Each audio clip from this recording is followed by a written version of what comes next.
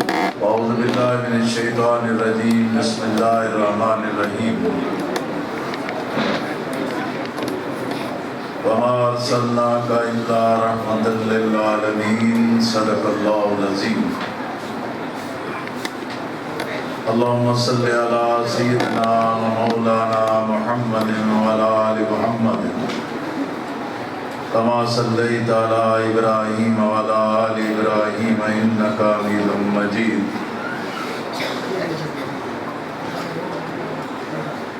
برادران اسلام، قائدین محترم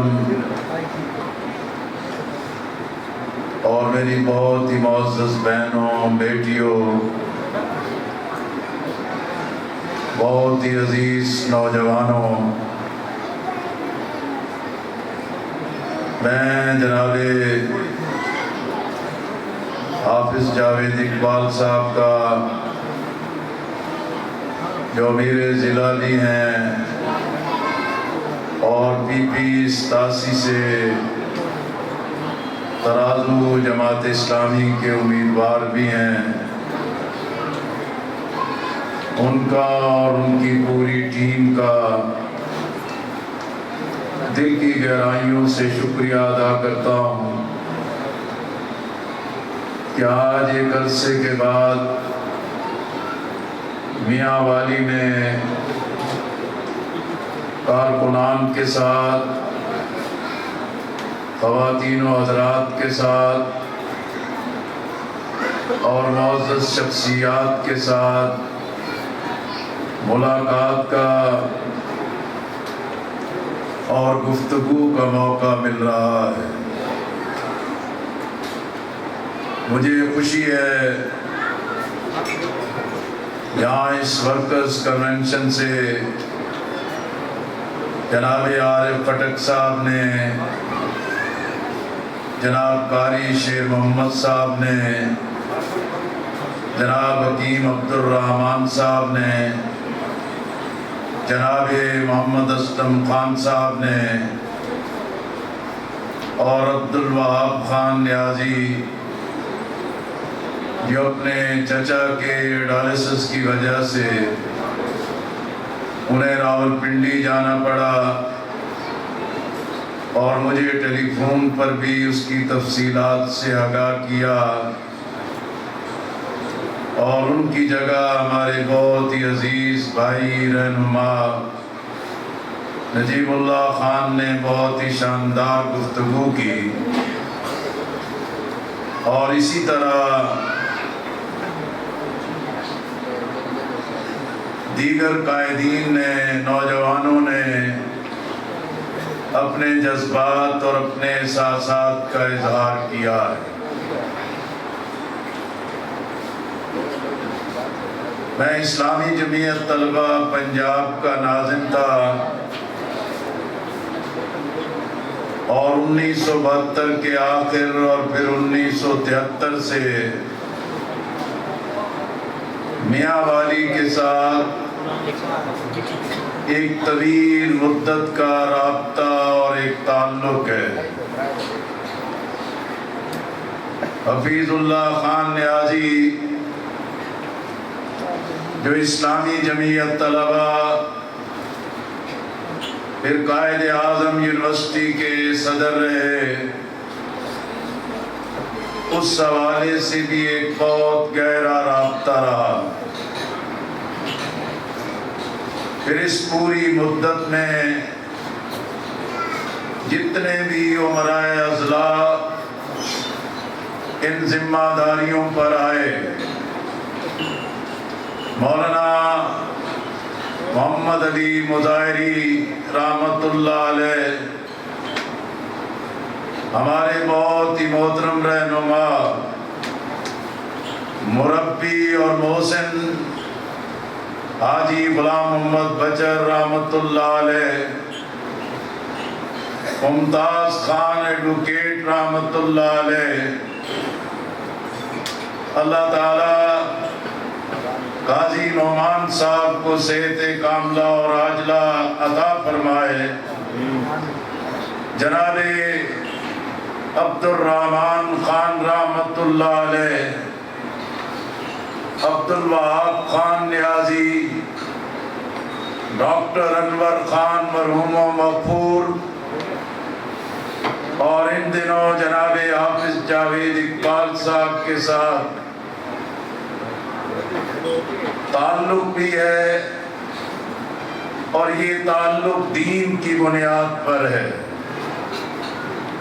مجھے خوشی ہے جناب خورشید خان صاحب عیسیٰ خیل سے تشریف لائے، ایک باوقار مہذب، ایک بہت ہی شاندار شخصیت ہے۔ بہرحال میں جو چند باتیں آپ سے عرض کرنا چاہتا ہوں،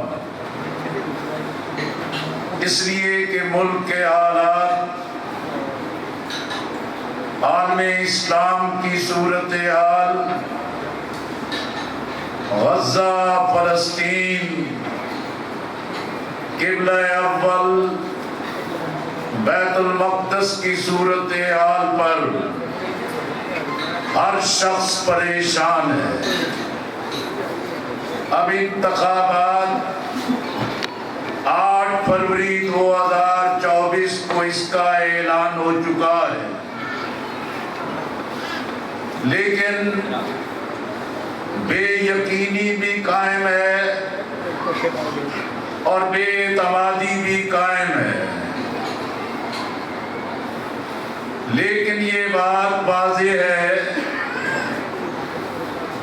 کہ انتخابات 8 فروری کو ہونا ہے۔ بے یقینی کی ایک وجہ پنجاب اور خیبر پختونخوا کی اسمبلیاں توڑی گئیں، 90 دن میں الیکشن نہ ہو سکا۔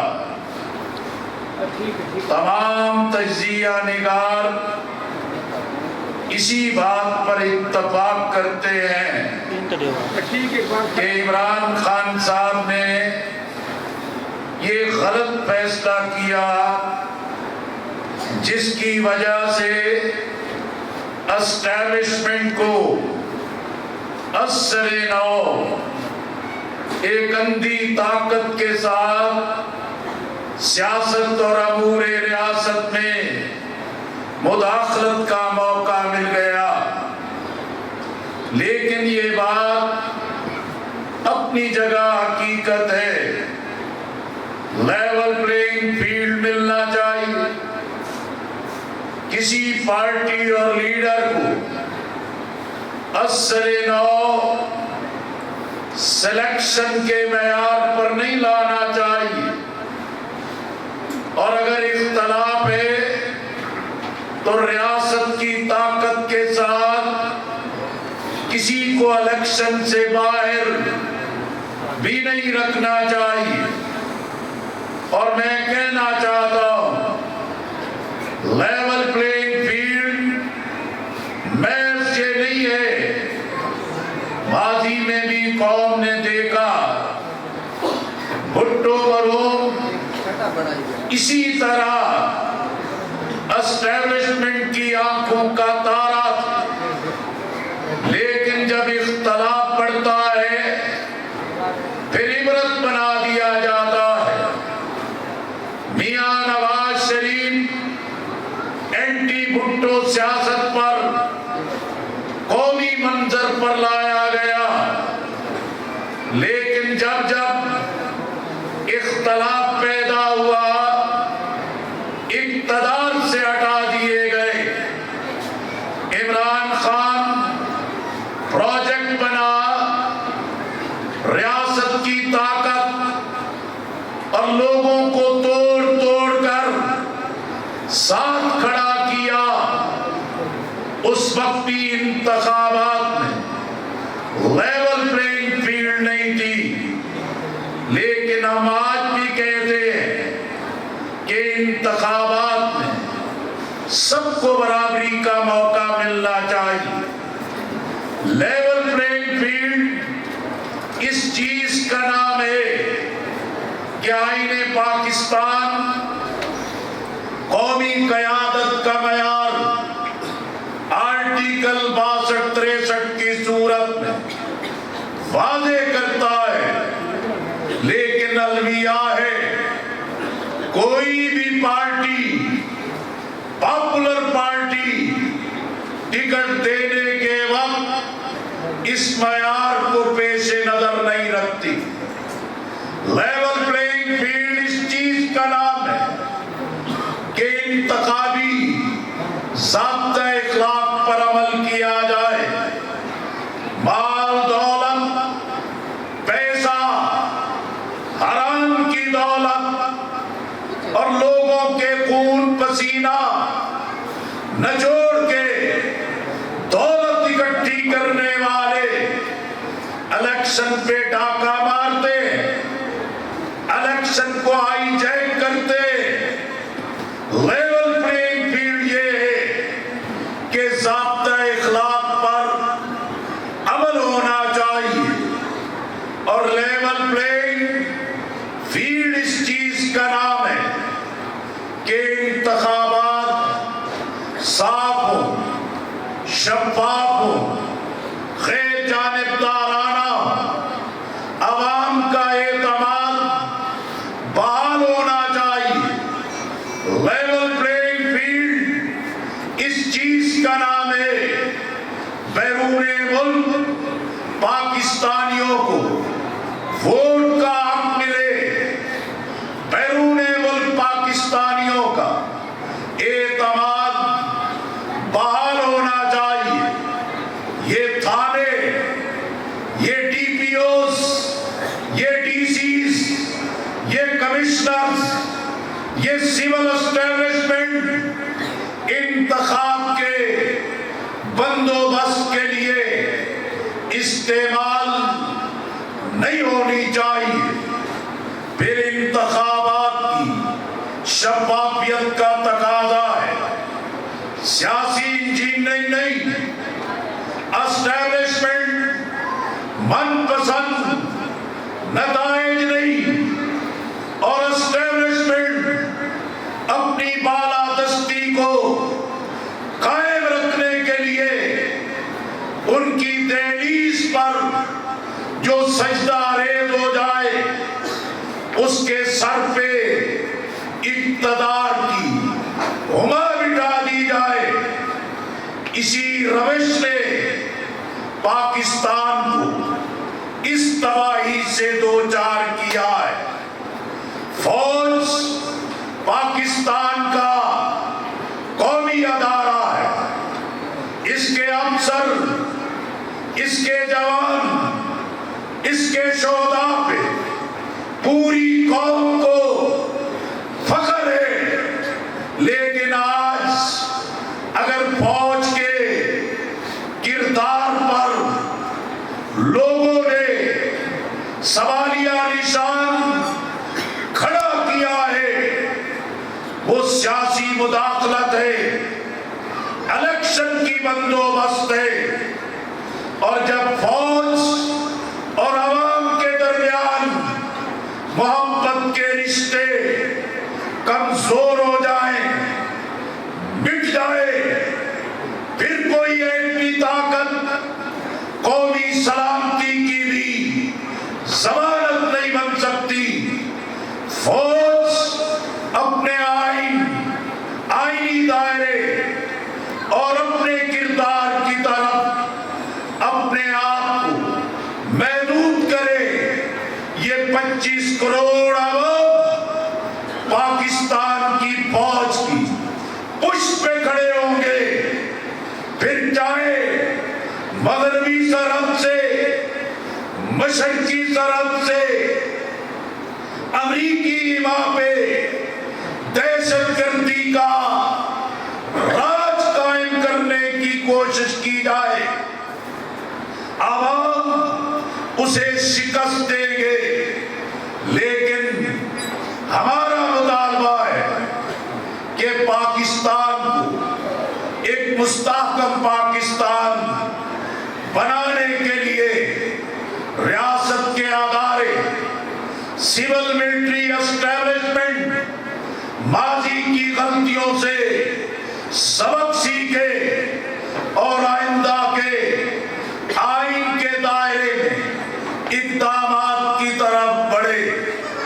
میرے بھائیوں اور میری بہنوں، پاکستان کی ریاست کو چلانے کے لیے قرارداد مقاصد، آئین پاکستان، اکابر علماء کی 22 نکات، اسلامی نظریاتی کونسل کی سفارشات، وفاقی شرعی عدالت، اس کے فیصلے، ملک کو چلانے کے لیے آئین کے رہنما اصول ایک مضبوط ریاست کی بنیاد دیتے۔ لیکن المیہ ہے، ماشاء اللہ آئے، فوجی جنتا آئے، ریاست کی اندھی طاقت سے ملک کے معاملات کو سنبھالا جائے۔ پاپولر کے آتے پاپولر پارٹیاں اقتدار کی کرسی پر بٹھا دی جائیں تو یہ لوگ آئین کا، قرآن و سنت کا، نظام مصطفیٰ کا، اللہ کے دین کے غلبے کی پاسداری کی طرف آگے نہیں بڑھتے۔ لیکن آج ملک کی معیشت تباہ ہے، IMF کی بدترین شرائط ہے، مہنگی بجلی، مہنگی گیس، مہنگا پیٹرول، پیداواری لاگت مسلسل بڑھ رہی ہے، ٹیکسوں کے انبار نے قومی معیشت کی کمر توڑ دی ہے۔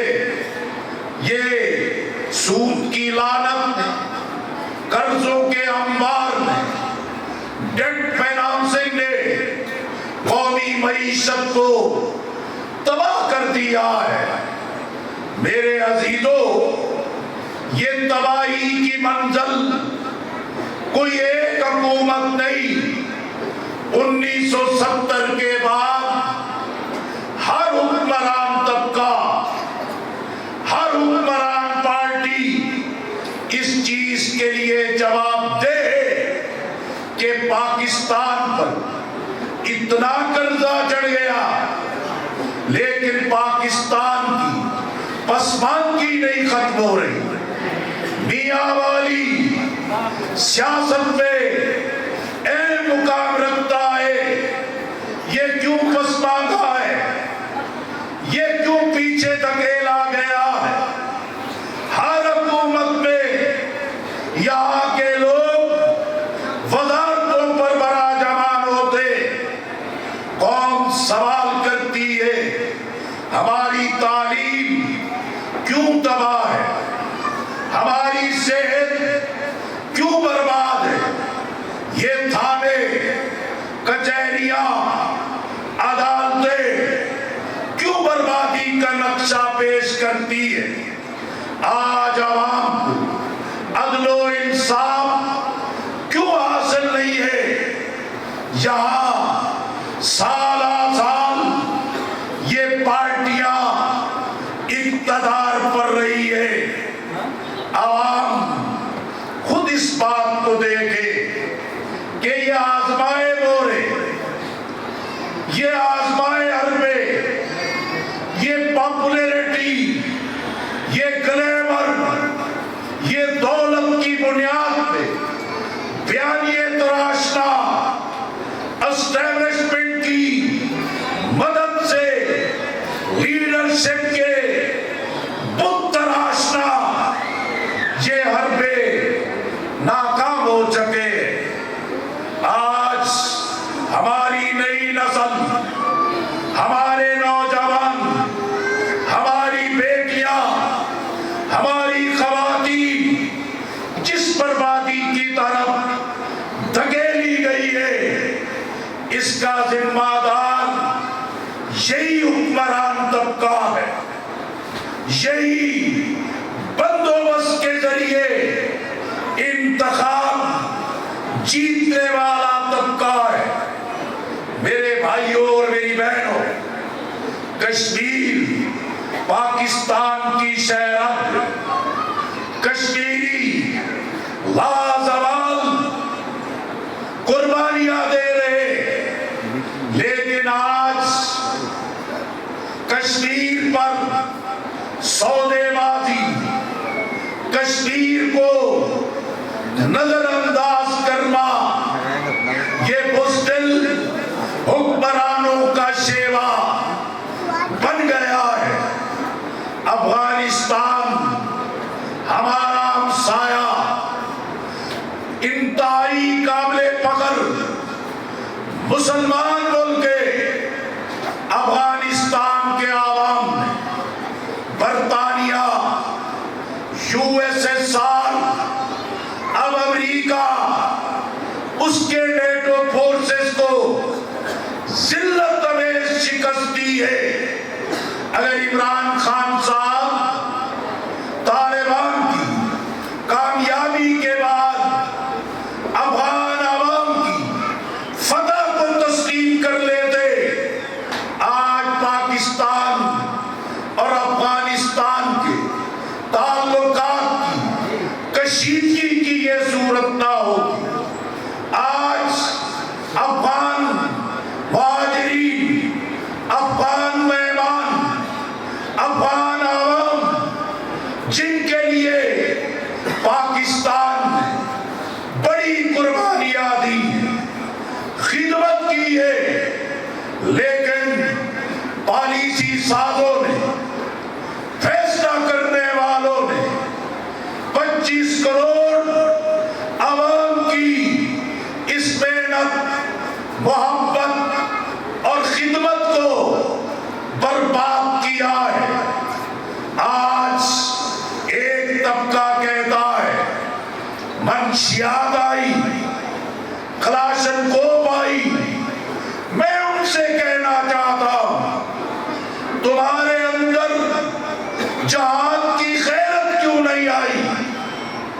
استعمار کے مقابلے میں استقامت سے کھڑے ہونے کی غیرت کیوں نہیں آئی؟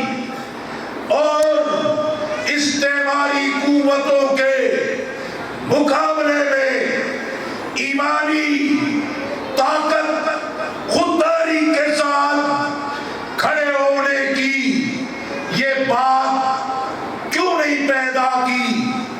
یہ انہی میں آ سکتی ہے جن کے ذہن آزاد، جن کی پیشانیاں ایک اللہ کے علاوہ کسی کے سامنے نہ جھکتی ہو، جن کے سینوں میں نبی مہربان، خاتم الانبیاء، ختم المرسلین کی محبت ہو، وہی استقامت کے ساتھ کھڑے رہ سکتے۔ ہم بھی چاہیں امریکہ کی چاپلوسی کرے، یورپ کی دہلیز پر سجدہ ریزی کرے، ہم بھی چاہیں اسٹیبلشمنٹ کے آپ کے تارے بن سکتے ہیں، اس لیے کہ پاکستان کے لیے جماعت اسلامی سے زیادہ قربانیاں کسی نے نہیں دی۔ آج بھی ڈھاکہ کی جیلوں میں پھانسی کے پھندوں سے لٹکنے والی پاکستان کی محبت کی جماعت اسلامی کی قیادت ہمارا کردار پیش کر رہی ہے۔ میں آپ سے کہنا چاہتا ہوں، حقیقت ہے آج غزہ، فلسطین، ارض انبیاء، قبلہ اول، بیت المقدس، جس سے ہماری عقیدے خاتم الانبیاء نے، جہاں انبیاء کی امامت فرمائی، معراج کے سفر کا آغاز ہوا، یہ محض فلسطینیوں کا معاملہ نہیں ہے، یہ پوری امت کی گردن پر قرض ہے کہ عرض انبیاء قبلہ اول باز شام ہونا چاہیے۔ آج فلسطینیوں نے اپنی جان پر کھیل کے فلسطین کے مسئلے کو اجاگر کیا ہے۔ اسرائیل صہیونی ریاست کے چہرے کو بے نقاب کیا ہے۔ امریکہ، برطانیہ، یورپ کے مخلوع چہرے کو بے نقاب کیا ہے۔ آج غزہ کے مظلوموں نے دنیا بھر کی نام نہاد جمہوری انسانی حقوق کی تنظیموں کے چہروں سے نقاب الٹا ہے، اور آج غزہ کے فلسطینیوں نے اپنی جانیں قربان کر کے اسلامی ممالک کو بریک لگائی ہے جو اسرائیل کو تسلیم کرنا چاہتے تھے۔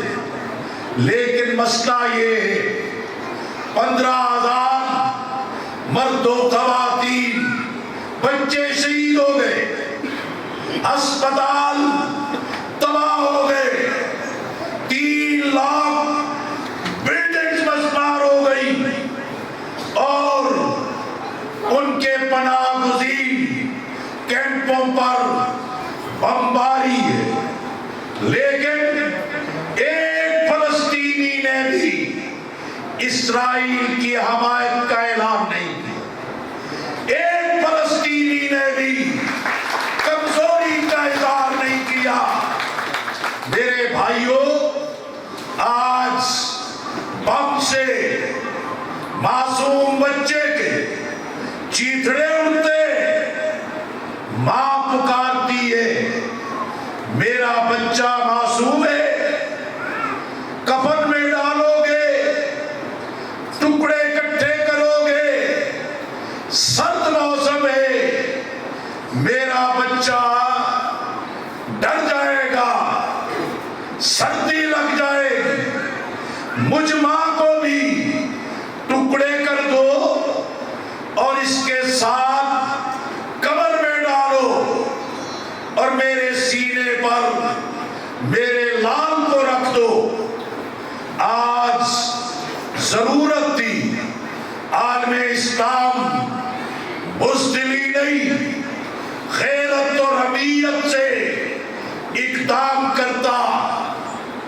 یہ 2.25 ارب مسلمان وسائل رکھتے، فوجیں رکھتی ہے، ایٹمی صلاحیت رکھتے، اور اسی طرح معاشی طاقت رکھتے، لیکن جرت نہیں ہے کہ وہ امریکہ کے مقابلے کھڑے ہو۔ میں آج یہی کہنا چاہتا ہوں، دنیا غزہ میں قتل و غارت گری بند کرائے۔ اسرائیل ناجائز ریاست ہے، جب تک فلسطین کی آزادی کے ساتھ یہ مسئلہ حل نہیں ہوتا، دنیا امن کو ترستی رہے۔ الحمدللہ پوری دنیا میں مسلمانوں نے، مرد و خواتین نے، جوانوں نے، بچوں نے عظیم الشان یکجہتی کا مظاہرہ کیا ہے۔ انشاءاللہ 19 نومبر اتوار کے دن لاہور میں پنجاب کے عوام پوری دنیا میں ہونے والے احتجاج سے بڑھ کر تاریخ ساز یکجہتی غزہ مارچ منعقد کریں گے۔ مجھے اطمینان ہے الخدمت فاؤنڈیشن جس پر قوم نے اعتماد کیا ہے، 2 ارب روپے لوگوں نے الخدمت جو ایک عالمی سطح پر اسٹیبلش اور ریکگنائز ادارہ ہے، یونائٹڈ نیشن کی فہرست میں اولی درجہ رکھنے والا ادارہ ہے۔ الخدمت فاؤنڈیشن تیزی کے ساتھ اپنے دائرے میں مظلوموں کی مدد کر رہی ہے۔ میں آپ سے یہی گزارش کرنا چاہ رہا ہوں، ملک کے حالات، معیشت کے حالات، ریاست کی طاقت کی بالادستی کے حالات، لیکن میں آپ سے عرض کروں، آج حافظ جاوید اقبال صاحب کے ساتھ داؤد خیل سے آتے ہوئے مجاہد ملت حضرت مولانا عبدالستار خان نیازی رحمت اللہ علیہ مرکز پہ گئے، مزار پہ گئے، ایک قومی قیادت مجاہد ملت نظام مصطفیٰ کے نگین کی قبر پر حاضری دے کے دلی اطمینان، لیکن اسی میاں والی نے اپنی محبتوں کے ساتھ بار بار لوگوں کو نوازا ہے، لیکن سیاست میں قومی سطح پر استحکام ریاست میں معیشت کی بحالی، عالمی محاذ پہ پاکستان کی عزت بڑھانے کا کوئی راستہ نہیں اختیار کیا گیا۔ آج پاکستان میں اتحادی سیاست ناکام ہے۔ دینی محاذ پہ دینی جماعتوں مسالک کے اندر ایک بڑی تقسیم نے دینی جماعتوں کی بنیاد پہ اتحاد کے امکانات معدوم کر دیا ہے۔ ان حالات میں جماعت اسلامی نے ماضی کے تجربات میں یہی فیصلہ کیا کہ اللہ پر توکل کریں گے، اتحادی سیاست نہیں، عوام سے رابطہ کریں گے۔ جماعت اسلامی اپنے کردار، اپنی ساتھ، اپنی خدمات، امانت دیانت، ہر سطح پہ جماعت اسلامی نے ڈیلیور کیا ہے۔ بین الاقوامی مسئلہ ہو، امت کا مسئلہ ہو، قومی مسئلہ ہو، مہنگائی ہو، عوامی مسائل، ہر محاذ پہ جماعت اسلامی نے قوم کی رہنمائی اور قیادت کی ہے۔ اور میرے عزیزوں، میری بہنوں، میرے جوانوں، آج پاکستان اپنی عظمت رفتہ کی تلاش میں، آج پاکستان جس کی فکر علامہ اقبال نے دی، جس کی قیادت قائد اعظم علیہ رحمہ نے کی، مولانا سید ابوالعلا مودودی رحمت اللہ علیہ، اسلام کی مکمل ضابطۂ حیات کے ساتھ قرآن و سنت کی فکر اور پیغام دیا۔ ہر مسلک، ہر تعصب، ہر گروہی تعصب، شخصیات کی پرستش کی بجائے اللہ کے دین اور قرآن و سنت کی طرف پکارا۔ اس لیے میں آپ سے یہی درخواست کرنا چاہ رہا ہوں، دو قومی اسمبلی کے حلقوں میں، چاروں صوبائی اسمبلی کے حلقوں میں ترازو نشان جناب سراج الحق صاحب ان امیدواران اپنا ٹکٹ ترازو کے دینے کا اعلان کیا ہے، اور آج آپ کے لیے چیلنج ہے کہ کیا آپ مصلحتوں کا شکار ہیں؟ کیا آپ آنے والی اس مختصر مدت میں بھی ایثار آگے بڑھ کے وقت کی قربانی کے ساتھ محنت کریں گے؟ یہ ترکی عالم اسلام کے ماتھے کا جومر بنا ہے۔ نجم الدین اربکان رحمت اللہ علیہ، ان کی قیادت میں ابتدائی کامیابی، انہوں نے ترکی میں اپنا نیٹ ورک بڑھایا، اپنی تنظیم کی وسعت پیدا کی، اور ایک ایک گھر پہ 5 مرتبہ پہنچ کے اپنا پیغام دیا۔ آپ کا نشان ترازو ہے، آپ کا منشور اسلامی فلاحی انقلابی منشور ہے، آپ کا بیانیہ اسلامی خوشحال مستحکم کرپشن فری پاکستان ہے، اور آپ کے ساتھ جماعت اسلامی کی ساتھ اور کردار ہے، اور میں آپ سے یہی توقع رکھتا ہوں کہ جماعت اسلامی کے اس پیغام کے ساتھ ملک کو بحرانوں سے نکالنے کے لیے اس انتخاب میں ہمیں ووٹرز کو، ہمیں خواتین کو، ہمیں نوجوانوں کو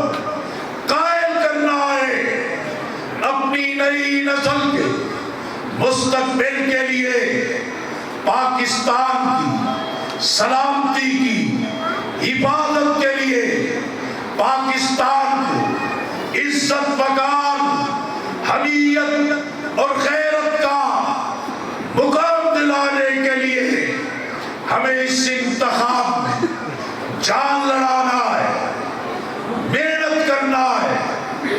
مجھے اپنے قائدین، کارکنان، اپنی بہنوں، اپنی بیٹیوں، اپنے جوانوں سے یہی توقعات ہے۔ میں سیاسی جماعتوں کے کارکنان، دینی جماعتوں کے کارکنان، سماجی خدمات کے محاذ پہ کام کرنے والوں سے اپیل کرتا ہوں، دعوت دیتا ہوں کہ سب کو آزمائیہ جماعت کے ساتھ، جماعت اسلامی کے ساتھ ہم رکاب بنے، انشاءاللہ زراعت بھی ترقی کرے گی، صنعت بھی ترقی کرے گی، آئی ٹی کے محاذ پہ ملک آگے بڑھے گا، اور پاکستان کے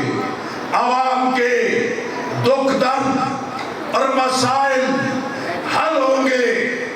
ہمارا ایمان اور یقین ہے یہ پاکستان قیامت کی صبح تک سلامت رہے گا۔